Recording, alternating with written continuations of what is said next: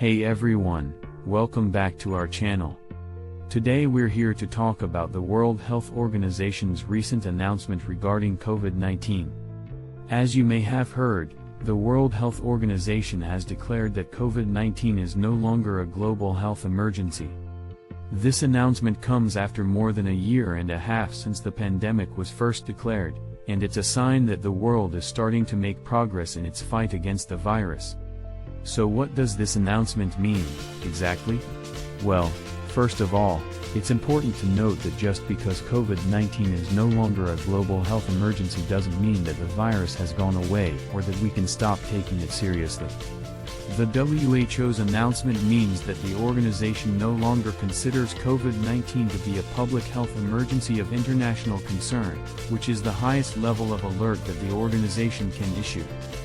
This decision was based on a review of the latest scientific evidence and recommendations from a panel of experts.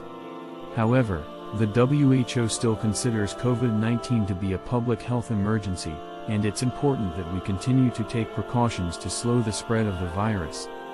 This means following guidelines such as wearing masks, practicing social distancing, and washing our hands regularly. The WHO's announcement is also a reminder that we need to continue to work together as a global community to fight COVID-19. While some countries may be making progress in their vaccination efforts, others are still struggling to contain the virus. It's important that we all do our part to help end the pandemic. So what's next?